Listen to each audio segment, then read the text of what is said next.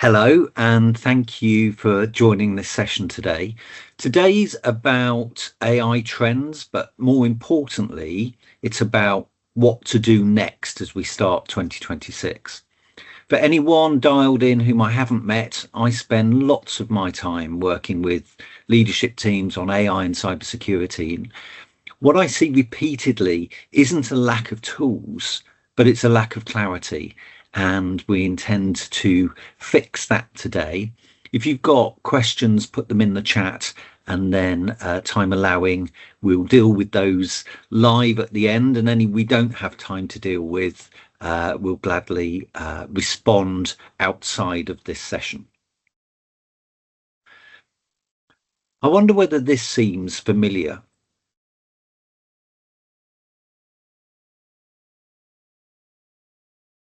I think it sums up really well where most organizations still are. There's lots of excitement, but very little clarity and a rush to do something with AI without really being clear as to the why. And if this still feels familiar, you're not behind. I think actually you're quite normal. So this session is deliberately agnostic. It's definitely not a tool tour. It's also not a technical deep dive. It's about focus, it's about confidence, and it's about action. And by the end, you should feel clearer about where to invest your energy in 2026 and also where not to. So AI 101, what exactly is AI? Well, AI is any machine or system that can mimic human intelligence. But I find artificial intelligence actually quite unhelpful as a phrase. And I prefer assistive intelligence. Think of it as an assistant that can read faster, write faster, and think alongside you.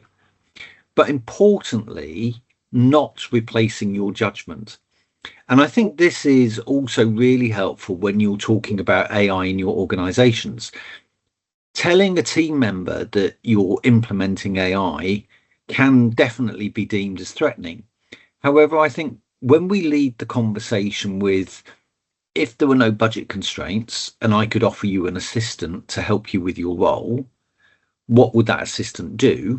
Is a much more positive way to take people on that AI journey. AI isn't niche anymore. Look at these stats for ChatGPT as an example. No tech product has ever scaled like this.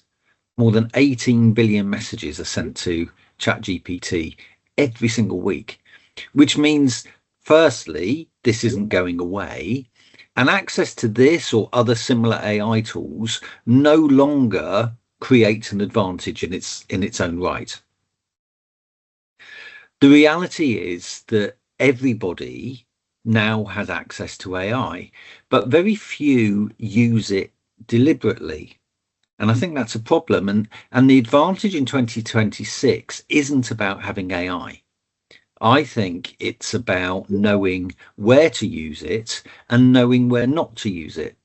And if you think about that, that's a leadership decision. That's not a technical decision. I really like this quote from Satya Nadella, the CEO at Microsoft. AI is something to think with, but we still work with our colleagues. And used well, I think AI sharpens thinking, but used badly, it replaces thinking, and that's not where any of us want to be. I like to remind people that AI will reliably give you a B- answer. It's decent, quick, and better than starting from scratch. But if you're using AI in your role, a B- isn't good enough. And your real value is in turning that B- into an A star by applying your expertise and your experience. I'm a big fan of the 20-60-20 rule for using AI. 20% is clear and thoughtful prompting. 60% of the result is AI's answer. And the final 20% is you. It's your experience, it's your judgment, and it's your creativity. And it's that final 20% where the real magic happens and what turns a B minus into an A star. Probably 12 months ago, we would just talk about 80-20 in terms of power getting good results out of AI. And that was 80% being the AI and 20% being you, where you turn that B minus into an A star. But now I think very much we've seen and we've proven that if you get that first 20% right, I think the better you become at using AI, the better you become at giving instructions in life in terms of being very clear and deliberate about what you want something or somebody to do. Where we've seen value so far is really in execution, not in experimentation. And with AI, I think as assistive intelligence, it's brilliant for writing, for summarizing, to help with decision preparation, for internal communications, and also increasing manager effectiveness. And these are clear everyday advantages. And this is how time, cost, and quality quietly improve within our organizations. The changes in conversational AI have been huge in recent months, and whether that's in ChatGPT or Gemini or Grok or Copilot, we've always had the ability to dictate, but now we've got the ability to converse with these tools, to actually talk in fluent, interruptible conversation. And I think this is a small shift, but it's a really important one. Talking to AI and having a conversation with AI instead of typing massively lowers the barriers to use. And when people can talk instead of typing, we know that adoption improves.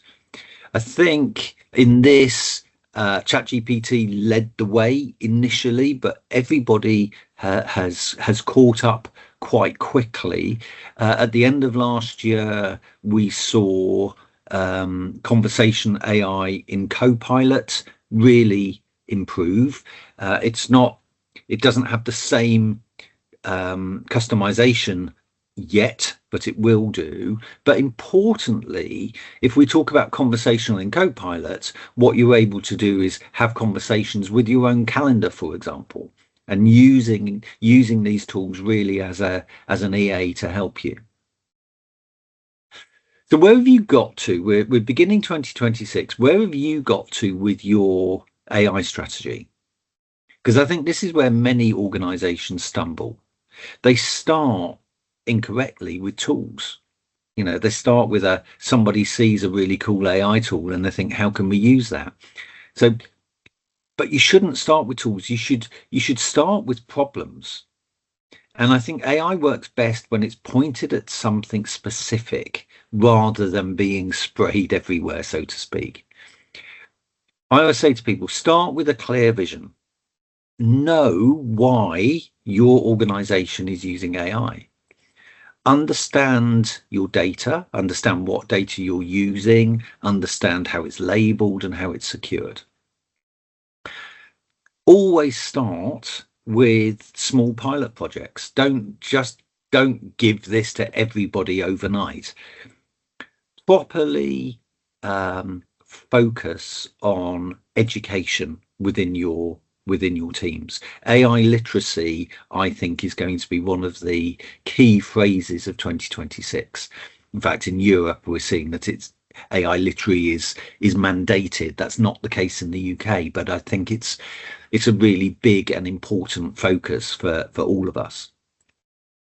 And don't ever believe that you've done AI. It's not, you don't do AI and tick the box to say I've done it. AI is a continual process of measuring and iterating to get true success. But fundamentally, it's really important that you make sure you're doing it. Because if you're not, the no question, you're being left behind and you're losing out on competitive advantage that others in your sector are doing. I think the number one question that boards should be able to answer when it comes to AI is, what's the issue that we're trying to resolve? Just reflect a moment. Have you and your organization defined the key problem or problems that you're trying to solve with AI? If you haven't, that needs to be a focus. That needs to be, a workshop focus, and we can help you with that, or whatever your process is to do that. Let's focus on what are the problems, what are the issues that we're trying to resolve. And once we start on the journey, we're also aware that there are various barriers that have to be dealt with so as to get effective adoption. And the barriers typically aren't technical. They're fear. They're fear of getting it wrong, their fear of exposure. For some people, it's fear of them being replaced. And if you ignore that, then I guarantee that adoption will stall. Resistance here is absolutely normal. And I think the more sophisticated people who are rolling out AI and have had lots of experience of doing this know that resistance here is normal. And therefore, we have to talk about what are the initiatives that we can do in order to bring successful adoption. And as leaders, I think it's really important that we understand why some tech implementations work whilst others don't. And I think in business, we often talk about AI as being a technology revolution. I think, however, really, it's not a technology revolution, it's a human one. The success or failure of AI isn't determined by machine algorithms. I think it's determined by culture, by trust, and by good leadership. And if you look at case studies of successful AI adoption, it's only 20% about the technology, and 80% of the success is about human behavior. So I wanted to take a quick look at those human factors that will come into play on your ongoing AI journeys. These are the three pillars that underpin every successful AI initiative that I've ever seen. Culture defines the environment that people are working in. Trust determines how far they're going to go with the technology given to them. And then ethics keeps everything grounded in integrity. And that's really, really important. But it's leadership that then connects all three of those pillars. And without doubt, leadership is the success multiplier. When leaders show curiosity, transparency, and responsible use, AI adoption flows. It's as simple as that. The fears that people have about AI are all human. They're not about technology. They're about uncertainty. And the role of leadership in technology is to turn uncertainty into understanding. And I think that leads us neatly to the question of trust. Some of you will have seen reports on this again towards the end of last year. And there's been a lot of study done into this. And I think what's fascinating is as humans, we make our decisions based on these 7 data points that you can see on the screen. For me, I know that a huge amount of my decision making is based on my gut feeling. But for AI, it doesn't use those 7 data points. AI makes decisions based on thousands of data points. And the more open we are about how AI works, the stronger the partnership between human intuition and machine intelligence will become. People trust what they understand, and they trust what they see modeled. So if you've got a user early on their AI journey and they don't trust what the AI is doing, simply prompt to ask the AI to show its workings. Ask it to explain how it's reached that decision or result. And you've only got to do that a couple of times to give the user the confidence that they need. You look at an answer that doesn't engage with those 7 data points and it feels alien to us. But as soon as you start to prompt it and to say, how have you come up with that? You quickly realize that this stuff is genius. And you go, that makes sense. And you quickly build that trust. So how do we shift culture and how do we build that trust? I thought it might be useful if I showed you some of the levers that we know work that you can pull when you're doing AI implementation. These are the 5 main levers that we have available to us when we're taking our teams on this journey. It's the stories that we tell, it's having AI champions, having clear and open communication, having safety guardrails in place, and having visible leadership. And I say to people, decide which one lever you think would make the biggest impact in your organization. Don't try and pull every lever. Pick one that fits for your culture and then really use that deliberately. Ethics is also vitally important. And I think conversations around ethics and responsible use of AI are very much in focus now. And when we consider ethics in AI, I really like this framework from Microsoft. They've translated responsible AI into 6 clear principles: fairness, reliability, privacy, inclusiveness, transparency, and accountability. And what I like here is that it turns ethics from a policy into practice. You can also map these directly onto the 3 pillars that I just was talking about. Culture is about inclusiveness and fairness. Trust is about reliability and transparency. And then ethics is about privacy and accountability. And this isn't about policy documents, it's about everyday behavior. I said I wasn't going to dive specifically into applications, but one of the things that I did want to mention is around Copilot.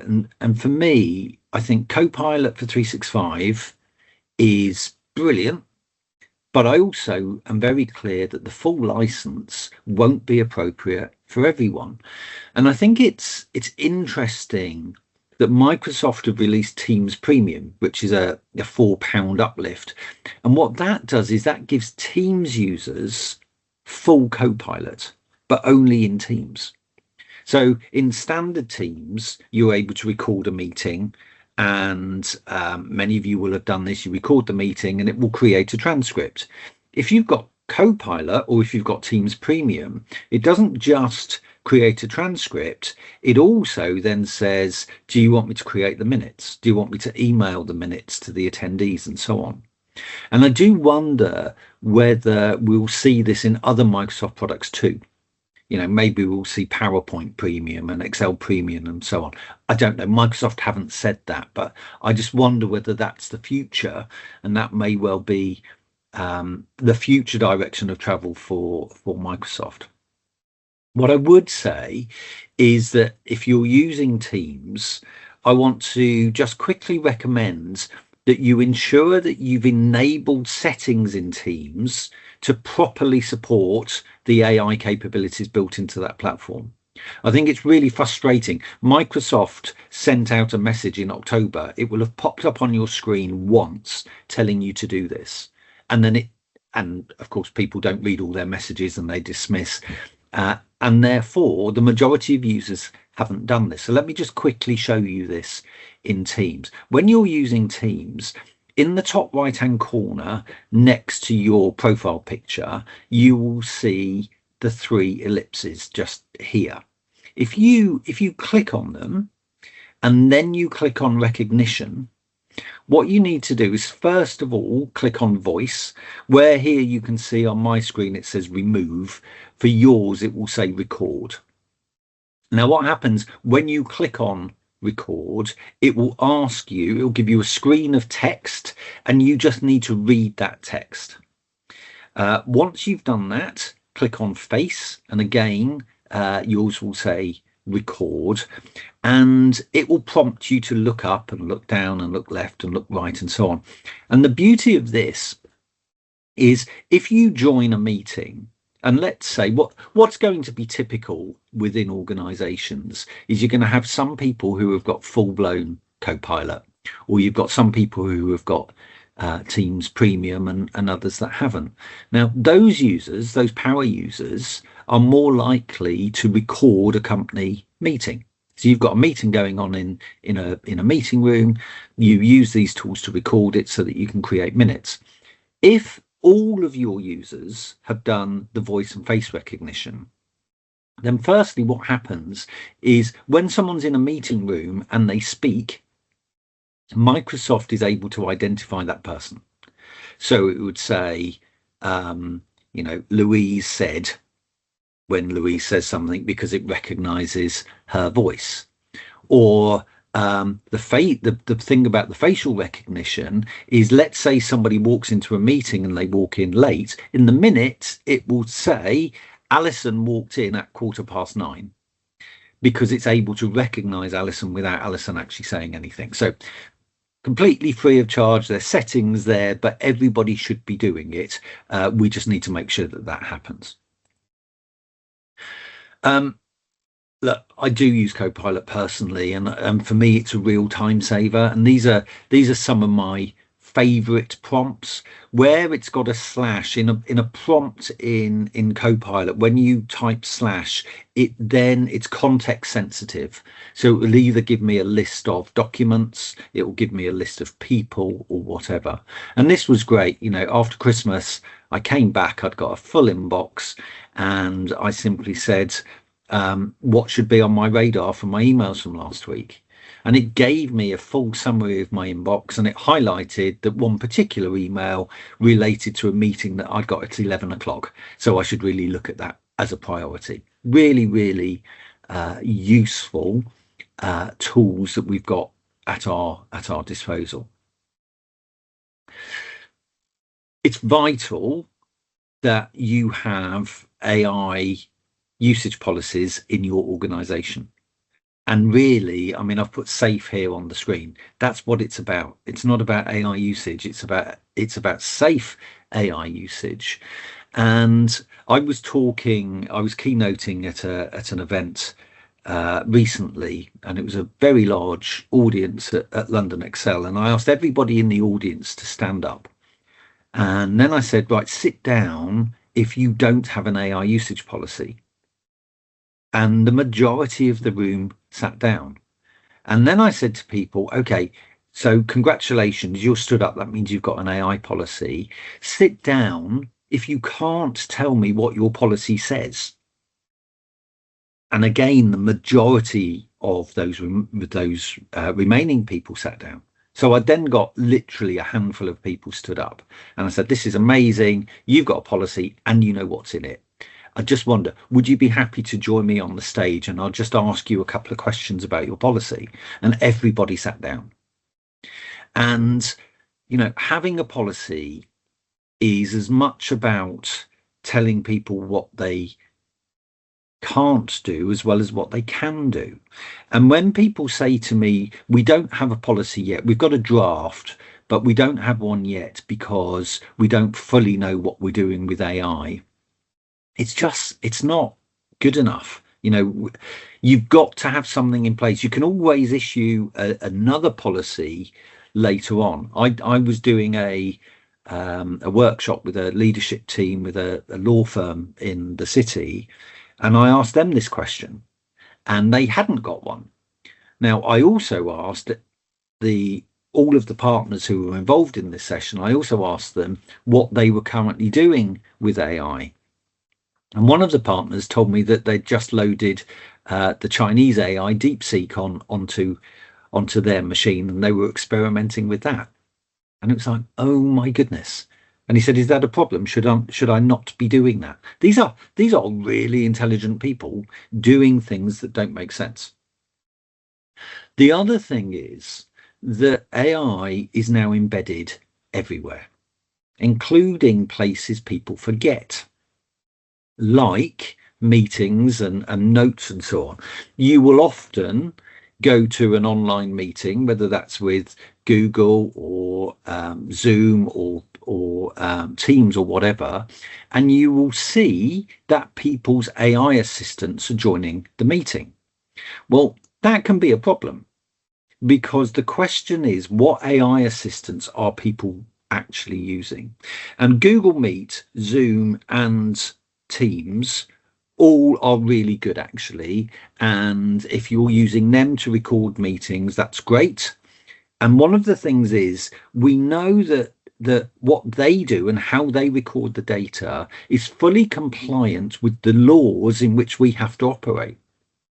GDPR, for example, says that you cannot record a meeting without every single attendee knowing. And you will know because you've joined a Teams meeting or whatever, and it says this meeting is being recorded. The problem is people are using random tools from various different countries that don't have those same compliance pieces. And it's really important, because if you're having somebody record a meeting, and especially if it's a guest to one of your meetings, and they're using a tool and you don't know where that data is being stored, then that's a problem. The other thing is, sometimes you do a call and the meeting's recorded, and if people are using non-UK law compliant tools, then the people might not know that the meeting is being recorded. And I just wanted to share an example with you of that very thing that happened to us here. We had a meeting with one of our suppliers, and I had a couple of our teams in our boardroom, and the supplier dialed in. And at the end of the call, everybody went back to their desks. And by the time they'd got back to their desks, they'd all received an email. And the email said, these following notes are AI generated and automatically sent. Some people would say, that's impressive, that's really efficient. The problem is, legally, that was wrong. Nobody in the meeting knew the meeting was being recorded. Nobody knew there was an agent present. And that's a problem. And what's more, in this particular example, the email that my team got was this: meeting purpose. A technical discussion between the supplier, whose name I've removed, and Ramsac. Topics: holiday plans. Jessica is going to Jamaica in November for her first all-inclusive holiday. She's going with her mum and her mum's Greek friends, who are heavy drinkers. Jessica is concerned her mum won't be able to set boundaries around drinking. Helping set boundaries. Jessica plans to use this trip to teach her mum how to set boundaries. Her mum tends to go along with things even if she's uncomfortable. Jessica's more assertive and can model boundary setting behaviour. Next steps. Jessica and her mum to go on the Jamaica trip in November. Jessica to help her mum practicing saying no and setting limits. Ramsac then joined the call. So some of you might want to go on holiday with Jessica's mum, but for me, the point is, all of that chat was irrelevant to this meeting. It all happened before we joined the meeting. Thankfully, they didn't talk about anything that they shouldn't be talking about. They didn't say anything negative about the people who they were meeting with and so on. But just think about this. You are now frequently joining meetings that are being recorded and are being minuted automatically by AI. And how often have you been in a meeting and at the end of it you say, "Oh, Peter, could you just hang on for 5 minutes because there's something I just want to chat to you about?" Well, if you do that in this scenario, when you actually then end the call and those minutes get sent out, was that 5 minute chat that I've just had with Peter, is that appropriate to be minuted? And we need to be mindful of that, so that actually what we do is we say meeting's ended, and then I say, Peter, I'm just going to give you a call. There's something I need to talk to you about.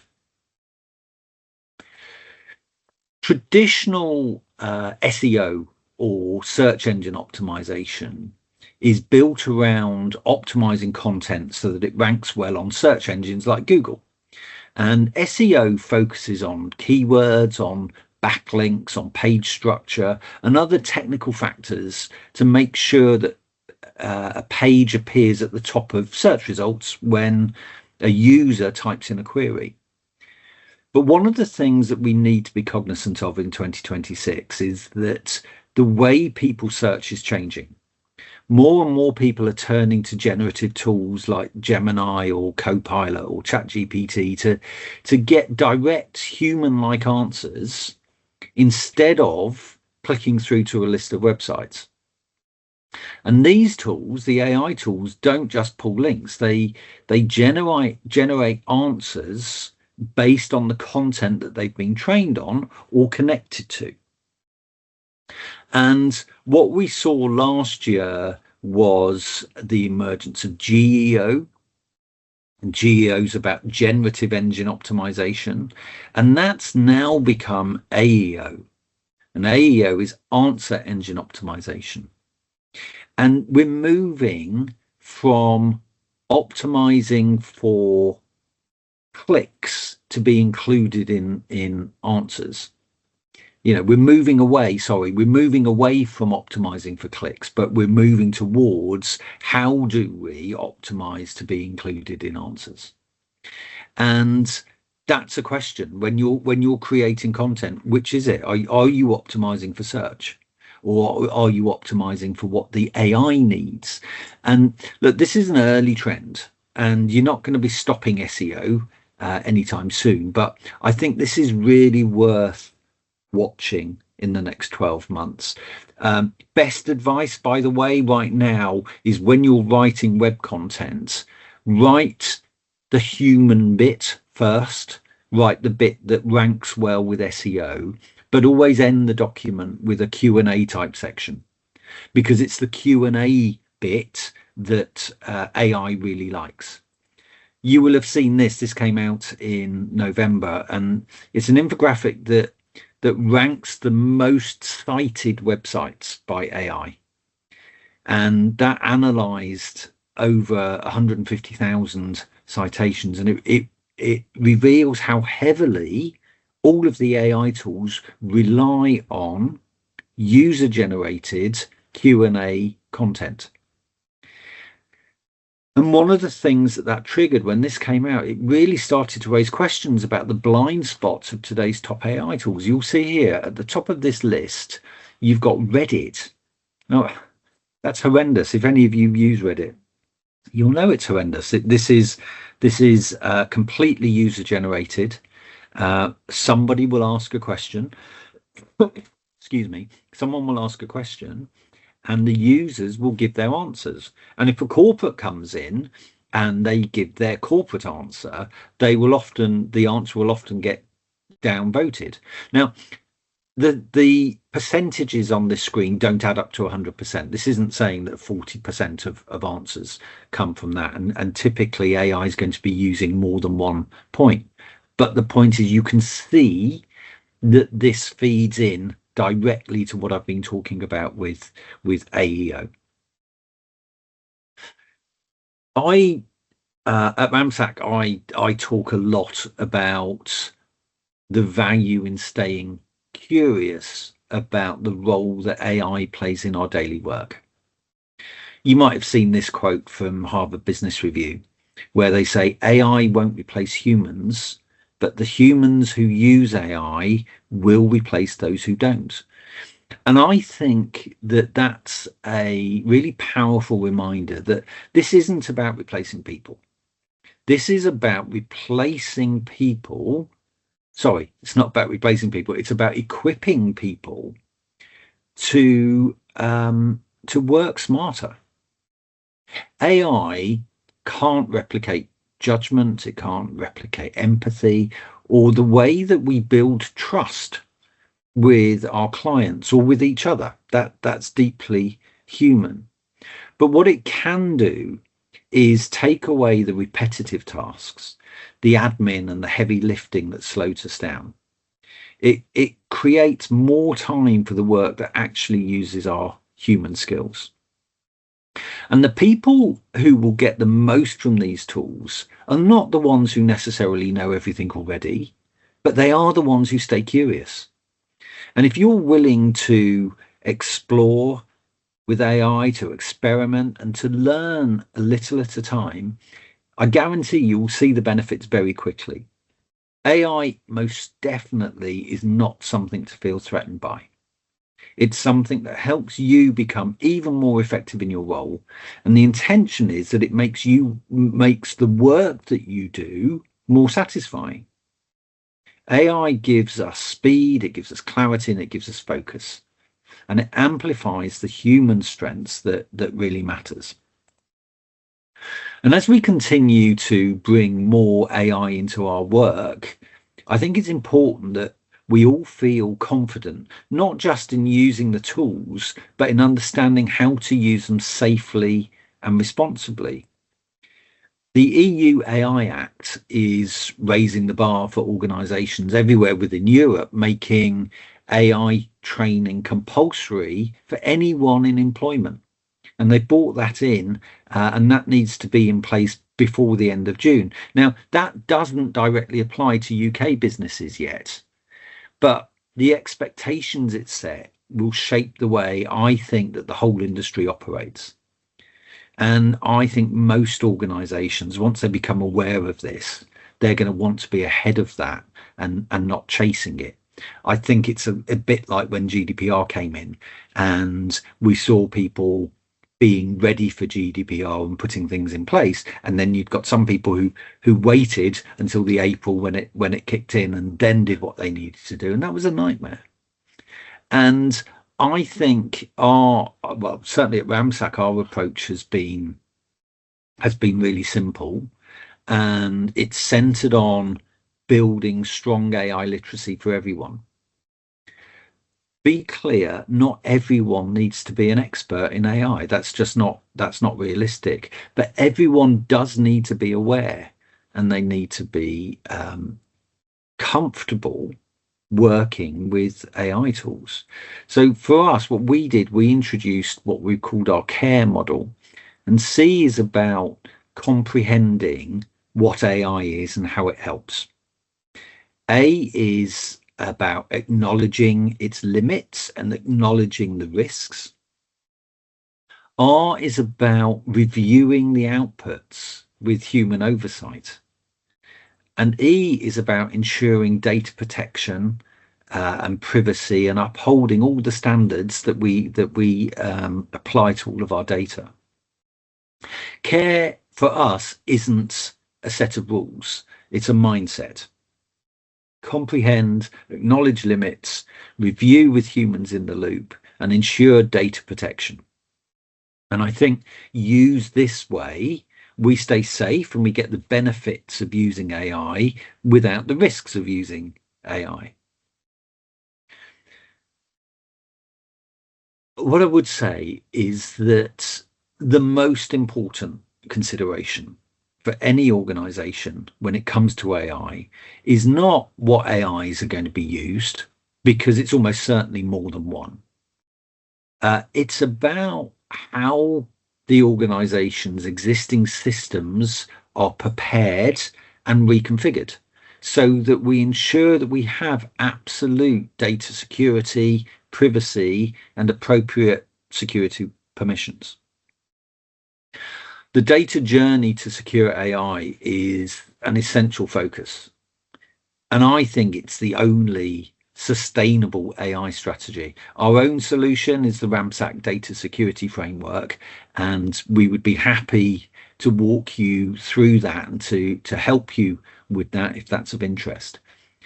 But what I would say to you is safe progress with this will always beat fast chaos.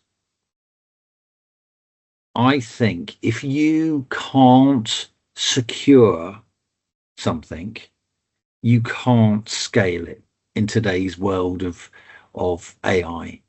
And I think 2026 is a year that will see a lot of changes uh, in the way that organizations are using this. As I say, everybody's got it now.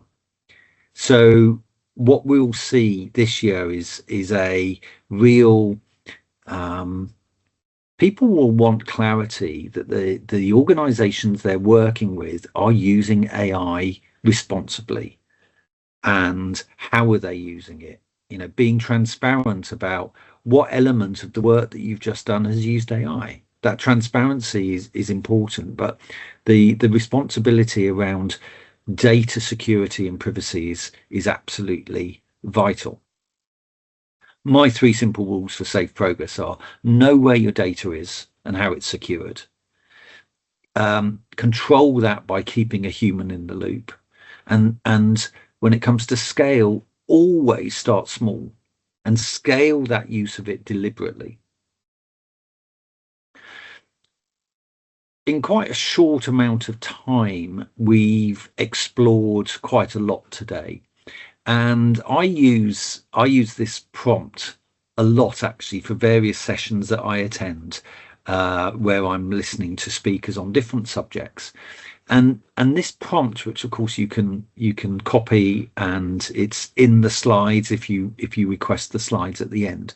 But if you take this prompt and use it with the notes that you've made whilst listening to this talk, it really helps turn that reflection into action.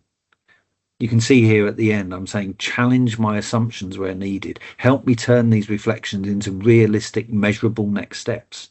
There's no point going to a session like this and making notes and then never doing anything with it.